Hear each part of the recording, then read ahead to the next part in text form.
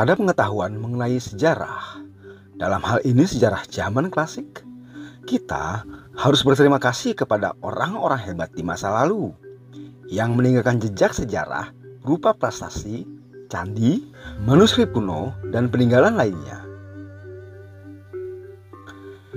Juga pada orang-orang di era modern yang menemukan, merawat, kemudian mempelajari tinggalan sejarah tersebut. Hingga saat ini kita dapat mengetahui bahwa ada sekumpulan manusia berbudaya maju yang sudah menempati tanah ini jauh sebelum kita ada, bahkan sebelum bangsa-bangsa Eropa datang merampok di tanah ini.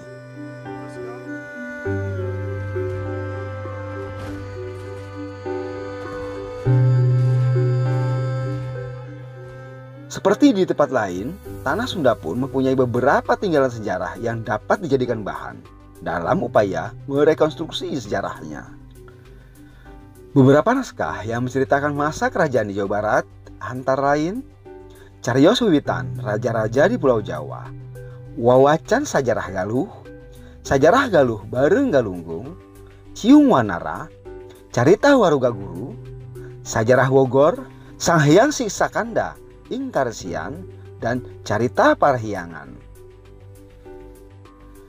Di antara naskah-naskah tersebut, Sang Hyang Siksakanda Ingkaresian dan Carita Parahyangan merupakan sumber sejarah yang tergolong sumber primer karena ditulis sejaman atau lebih sedikit.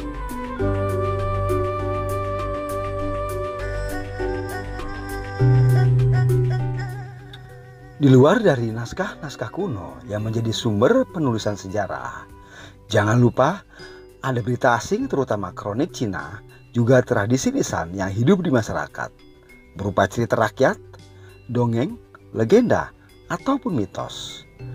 Dan inilah yang sesungguhnya hidup di masyarakat, sampai kemudian menjadi awal dari pelacakan hingga tersingkapnya sebuah sejarah.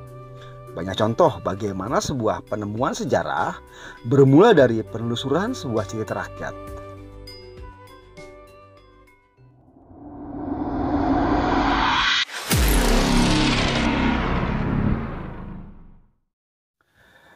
Menyambung kisah Kerajaan Galuh yang sempat diguncang skandal Semarakarya Rahyang Mandi Minyak dengan Puara Babu, skandal ini membuat Reti Kandayun memindahkan sang pangeran ke Kalingga, kerajaan yang bersekutu dengan Galuh. Kemudian dinikahkan dengan Parwati, putri Ratu Sima, Maharani Kerajaan Kalingga. Dari hasil pernikahan ini lahirlah seorang bayi perempuan yang diberi nama Sanaha. Sebelum wafat, Ratu Sima membagi dua kerajaan Kalingga yang masing-masing dipimpin oleh dua anaknya. Hasil dari pembagian itu adalah Mandi Minyak bersama sang permaisuri Dewi Parwati menjadi penguasa Kalingga Utara pada tahun 695 Masehi yang disebut Bumi Mataram, yang kemudian memerintah sampai tahun 716 Masehi. Sedangkan di sebelah selatan dan timur yang disebut Bumi Sambara diperintah oleh Narayana atau adik Parwati, memerintah sampai tahun 742 Masehi.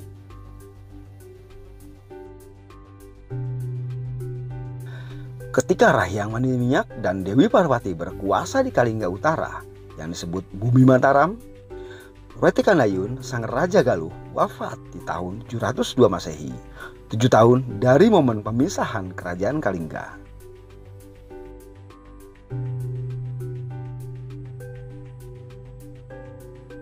Kemudian Mandi Minyak, sang putra mahkota Galuh, menggantikan posisi sang ayah sebagai Raja Galuh dengan gelar Prabu Suragana Suradharma Putra.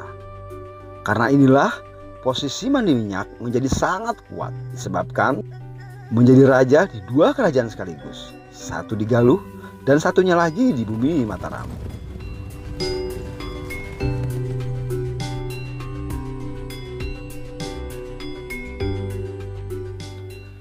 Prabu Suragana atau Rahyang Mandi Minyak kemudian mengawinkan anak perempuannya, Sanaha, dengan anak laki-lakinya, hasil hubungan gelap dengan para babu yang bernama Sena atau Sana.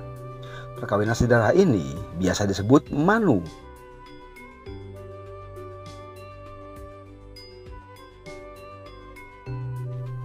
Dari perkawinan Manu ini lahirlah seorang anak laki-laki di tahun 618 Masehi yang diberi nama Sanjaya.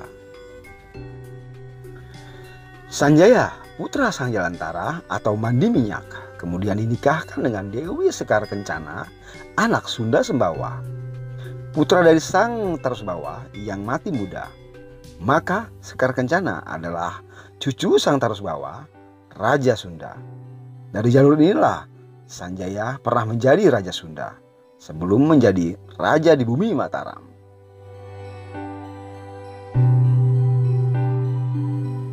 Keberadaan Sanjaya sebagai keturunan Rahyang Mandi Minyak dikuatkan dengan penemuan prasasti Canggal di Gunung Wukir, Magelang yang berangkat tahun 732 Masehi. Dalam prasasti itu disebut Sanjaya adalah anak Sanaha, saudara perempuan Raja Sana. Menurut admin, pahatan prasasti Canggal ini sekaligus mengkonfirmasi adanya perkawinan Manu di antara anak-anak Rahyang Mandi Minyak.